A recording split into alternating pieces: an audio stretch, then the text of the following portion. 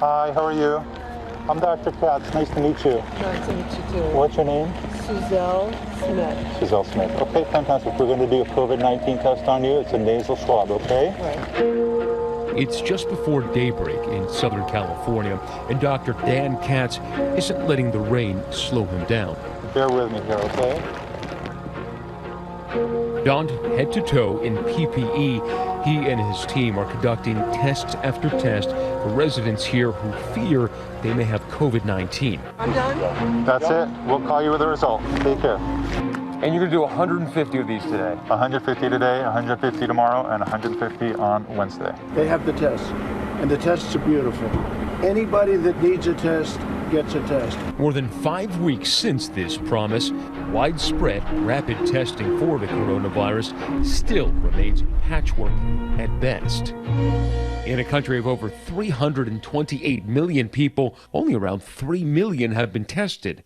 And as the country continues to struggle with the outbreak, it's becoming increasingly evident that testing for both the virus and its antibodies may be a key component of fully reopening the country. Yet much about the long-term effects of testing is still to be known. And for some Americans, it's too little, too late. Samantha Northard of New York began feeling sick on March 22nd. It's a pain throughout my body that I've never had with any other type of flu. Samantha knew she'd been in contact with someone who had tested positive.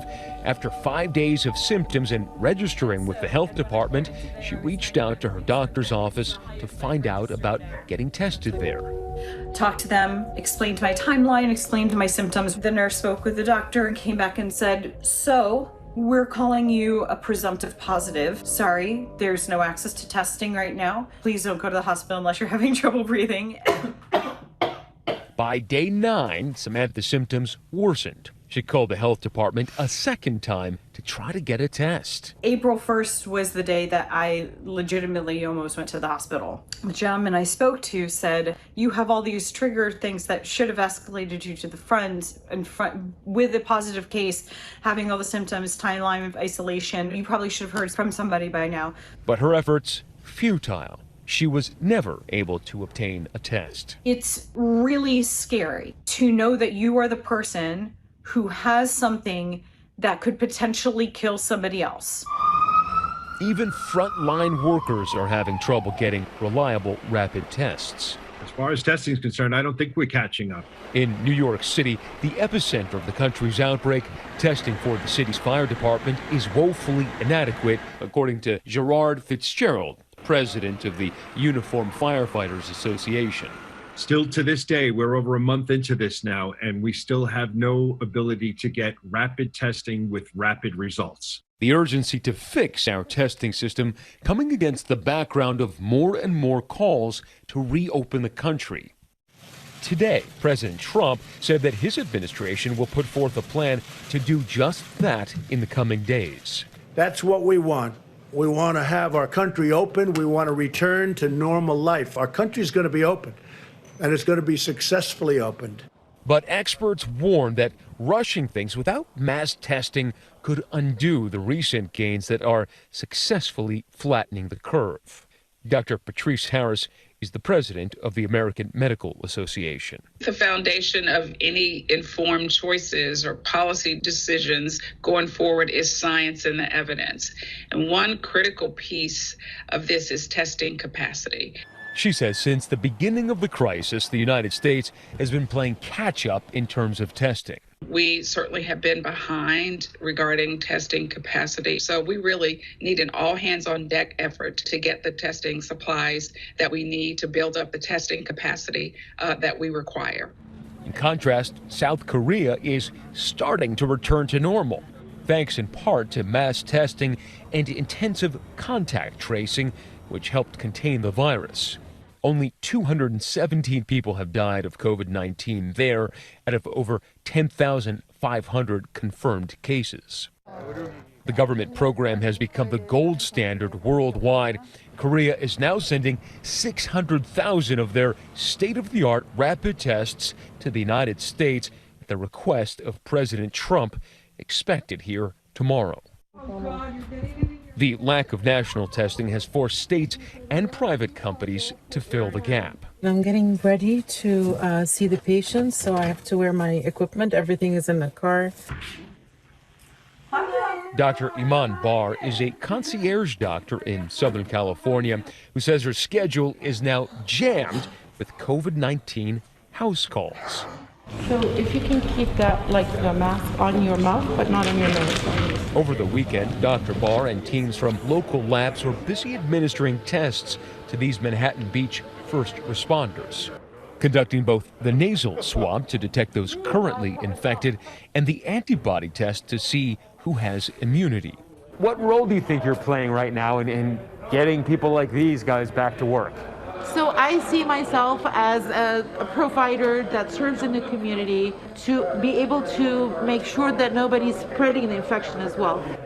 If you learn that you do have the antibodies, will that give you a sense of confidence? I think it will just at least make me more reassured when I'm around. You know, I have young kids at home and both my wife and I work, so we rely on them and also a daycare to watch our kids. So it gives me some sense with that.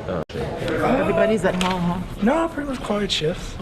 There's a concern that because you are on the front lines, you are responsible and, you know, some of these guys might be spreading it. We know the risk that we take when we come to work. It's a new experience for us to take that risk home to our families. Getting people tested on a large scale has not been easy here or pretty much anywhere. You know, here in Los Angeles, like so many places, we were just left on our own. There was no tests that were being delivered from the federal government. So we had to step up and figure this out ourselves. LA's mayor, Eric Garcetti, is calling on the public to do more than just adhere to social distancing. Well, I mean, you already have delegated testing in the city. Yeah, it's been remarkable to see citizens step up. Citizens like Sean Penn. It is a new kind of wake-up call. It's got to be all hands on deck. Well, I just want to thank you. The actor-turned-activist's nonprofit named CORE focuses on communities in crisis. Founded back in 2010, the group supports disaster relief around the world. But now their focus is Penn's home state of California, operating COVID-19 test sites. Working with the LA Mayor's Office and Fire Department, Penn and his team are training volunteers to run those drive-through facilities, a responsibility that often has fallen on first responders. We thought we can help here. When I first spoke to Penn and CORE's CEO Ann Lee about 2 weeks ago, they had just opened their first testing site. Safety is our #1 concern. We have so much training right now. It is our biggest area of focus. We have about a 6-foot hot zone limit for our volunteers. They're in full PPE.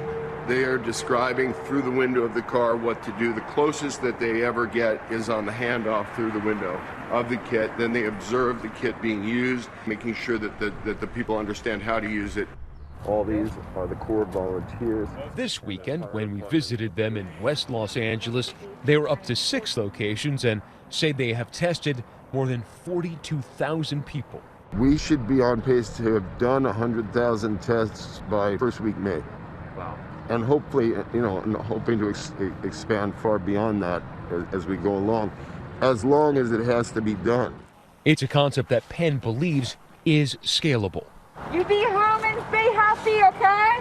And is the idea to basically have an army of volunteers like this administering tests across the country? Maybe not by CORE, but by replicating this with other NGOs. Yeah, that's the dream goal.